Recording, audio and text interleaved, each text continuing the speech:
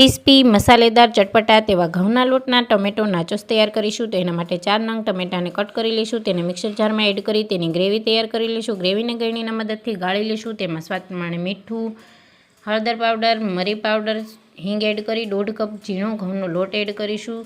લોટ આપણે સોફ્ટ બાંધી લેવાનો છે, આમાં પાણીનો ઉપયોગ બિલકુલ નથી કરવાનો। લોટ બંધાઈ જાય એટલે ઉપરથી તેલ લગાવી તેને 10 મિનિટનો રેસ્ટ આપી દઈશું। મસાલા માટે સંચળ પાવડર, શેકેલું જીરું, મરી પાવડર, લાલ મરચું પાવડર, ચાટ મસાલો એડ કરી મિક્સ કરી દઈશું। 10 મિનિટ પછી આપણે ચેક કરી લઈશું, લોટમાં સારી એવી કુણપ આવી જશે। તેને કૂણવી અને તેમાંથી મોટા લુયા તૈયાર કરી લઈશું। તેને ઉપરથી અટામણ દઈને રોટલી વણી લઈશું। રોટલી વણાઈ જાય પછી આપણે તેને આવી ચોરસ પીસમાં કટ કરી લઈશું।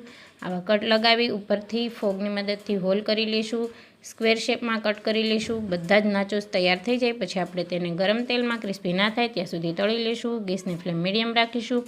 ધીરે ધીરે નાચોસનો કલર છે તે ચેન્જ થવા લાગશે અને ક્રિસ્પી થઈ જશે। તો અહીંયા આપણા નાચોસ છે તે સારા એવા તળાઈને તૈયાર થઈ ગયા છે। તેને એક બાઉલમાં કાઢી લઈશું અને ઉપરથી ચટપટો મસાલો એડ કરી દઈશું। તો અહીંયા રેડી છે એકદમ ચટપટા અને ક્રિસ્પી તેવા ઘઉંના લોટમાંથી એકદમ હેલ્ધી નાચોસ।